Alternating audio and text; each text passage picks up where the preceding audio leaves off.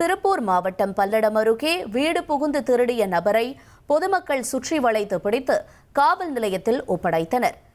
சித்தம்பலம் பகுதியில் விவசாயி கோவேந்திரன் வீட்டில் மர்ம நபர் புகுந்து 9 பவுன் நகையை திருடியதாக கூறப்படுகிறது.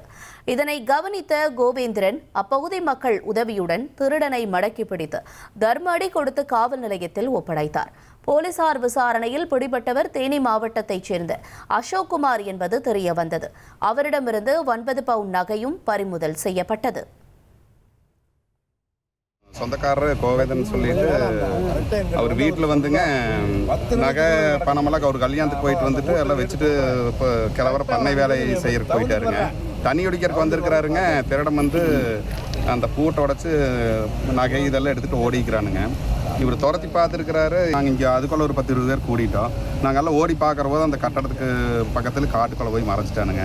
அப்புறம் நாங்கள் போய் கைப்பிடியை பிடிச்சிட்டு அப்புறம் போலீஸுக்கு அதுக்கு முன்னாடியே கூப்பிட்டாங்க. அப்புறம் போலீஸுக்காரர் வந்துட்டாங்க. நாங்கள் ஒப்படைச்சிட்டோம். 1,07,00,000 மனங்களை வென்ற தந்தி டிவி யூடியூப் சேனல். தவிர்க்க முடியாத தம்ப்நெயில்ஸ், கலக்கலான கான்டென்ட்ஸ். நீங்களும் இந்த குடும்பத்தில் இணைய இப்பவே சப்ஸ்கிரைப் பண்ணுங்க. அசுரபலம் கொண்ட எங்கள் டிஜிட்டல் கரங்களில் உங்கள் விளம்பரங்களை சேர்க்க வாட்ஸ்அப் பண்ணுங்க. 8939888838. Email advtthanditv@dttv.in.